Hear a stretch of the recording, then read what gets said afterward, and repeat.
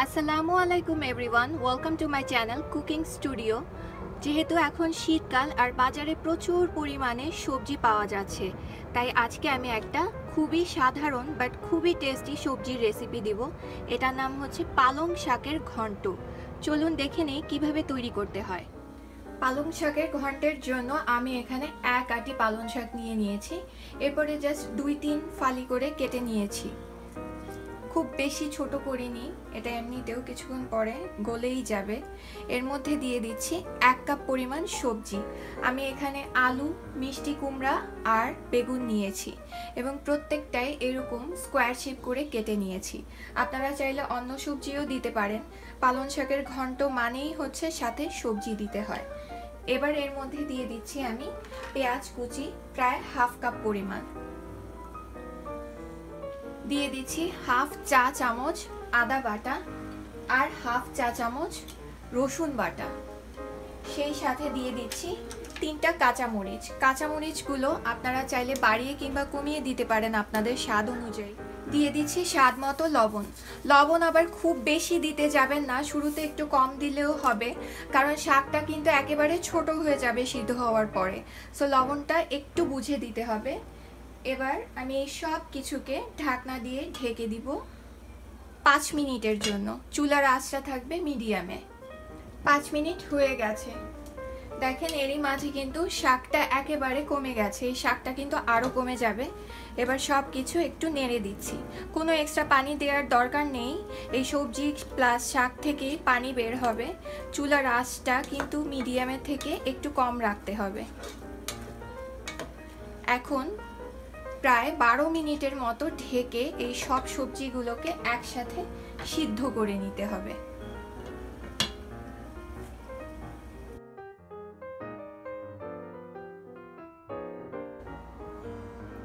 এবার আমি শাকের ঘন্টটাকে বাগার দিব। বাগারের জন্য আমি 2 টেবিল চামচ পরিমাণ তেল নিয়ে নিচ্ছি।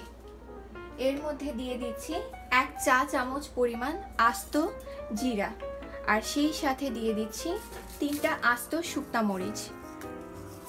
শুকনা মরিচটার বীজ যেন বের হয়ে না যায় সেই দিকটা একটু খেয়াল রাখতে হবে।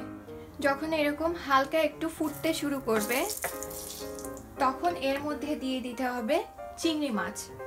আমি এখানে 1 কাপ পরিমাণ চিংড়ি মাছ রেখেছি।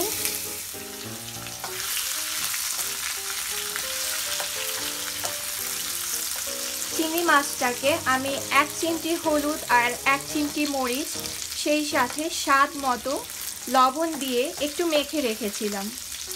চিংড়ি মাছটা দেওয়ার পরে যখন 5 মিনিট হয়ে যাবে তখন এর মধ্যে দিয়ে দিব আমি 2 টেবিল চামচ পরিমাণ পেঁয়াজ কুচি আর 1 টেবিল চামচ পরিমাণ রসুন কুচি।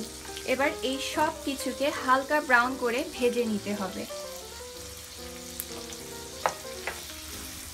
ওইদিকে আমি যে শাকটা চুলায় বসিয়েছিলাম সবজি দিয়ে, এটাও পুরোপুরি সিদ্ধ হয়ে গেছে। দেখেন আলুগুলো ভেঙে ভেঙে যাচ্ছে আর পানিটাও শুকিয়ে গেছে।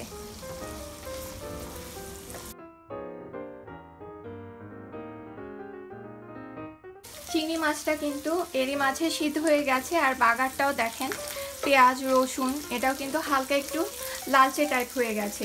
এবার এর মধ্যে আমি যে শাকটা সবজি সহ সিদ্ধ করে রেখেছি সেটা দিয়ে দিব।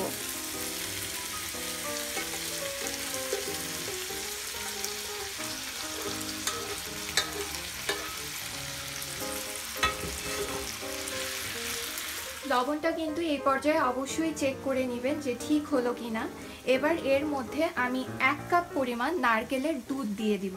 এরকম আমাদের এখানে নারকেলের দুধ ক্যানে কিনতেই পাওয়া যায়। আপনাদের কাছে যদি কিনতে না পাওয়া যায় সেই ক্ষেত্রে হাফ কাপ নারকেল একটু পানি দিয়ে গুলে সেটাকে যদি আপনি ছেঁকে নেন ছাঁকনিতে, যে অবশিষ্ট দুধের মতো অংশটা পাবেন সেটাই হচ্ছে নারকেলের দুধ। আমি এবার দুধটা দিয়ে দিচ্ছি। আপনারা যদি নারকেলের দুধ না দিতে চান সেই ক্ষেত্রে রেগুলার দুধও দিতে পারেন। আর যদি দুধে অ্যালার্জি থাকে বা মনে করেন দুধ ব্যবহার করছেন না তাহলে দুধ ছাড়াও হবে। দুধটা যদিও অপশনাল, কিন্তু ঘন্টতে একটু দুধ দিলে এর টেস্ট বেড়ে যায়। আর আপনারা যদি নারকেলের দুধ বা রেগুলার লিকুইড দুধ ব্যবহার না করেন, সেই ক্ষেত্রে প্রথম পর্যায়ে যে আমি শাকটা বাগার দিয়েছিলাম তখনই তুলে ফেললেই হবে। যেহেতু আমি দুধ ব্যবহার করেছি তাই একটু জাল দিয়ে দুধটাকে টানিয়ে ফেলতে হবে।